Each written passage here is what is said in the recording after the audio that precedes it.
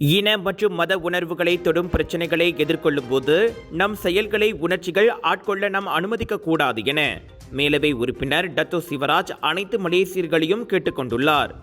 Era FM லாய் வானொலி அறிவிப்பாளர்கள் தைப்பூச காவடியாட்டத்தை இழிவுபடுத்திய சர்ச்சை குறித்து பேசுகையில் சிவராஜ் அந்த வேண்டுகோளை முன்வைத்தார். சம்பந்தப்பட்ட 3 அறிவிப்பாளர்களும் மனம் வருந்தி ஏற்கனவே மன்னிப்பு கேட்டுவிட்டனர். இனி அவ்விஷயத்தை கையாள வேண்டியது அதிகார தரப்பின் பொறுப்பாகும்.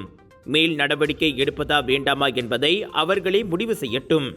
இதில் மக்களாகிய நாம் ஏன் நமக்குள் சண்டையிட்டு பகைமை பாராட்ட வேண்டும் என சிவராஜ் கேள்வி எழுப்பினார். ஒற்றுமையை வளர்ப்பதை விட பழி சுமத்துவதில் அதிக ஆர்வம் காட்டி இந்த நாடு சுக்குநூறாய் நொறுங்குவதை நாம் பார்க்க விரும்புகிறோமா? நம் கோபத்தை தொடர்ந்து தூண்டிவிட வேண்டுமா? எனவே கட்டுப்பாடற்ற உணர்ச்சிகளுக்காக நமது நல்லிணக்கத்தை தியாகம் செய்ய வேண்டாம் என சிவராஜ் மலேசியர்களுக்கு அறைகூவல் விடுத்துள்ளார்.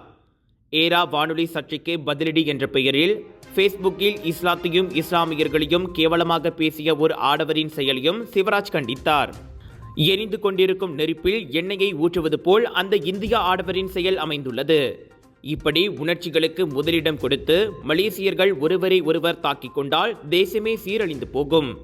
வாழ்க்கை செலவினம், கல்வி, பொருளாதாரம், நம் பிள்ளைகளின் எதிர்காலம் என இதைவிட முக்கியமான விஷயங்களை நோக்கிதான் நமது போராட்டம் இருக்க வேண்டும் என டத்தோ சிவராஜ் வலியுறுத்தினார்.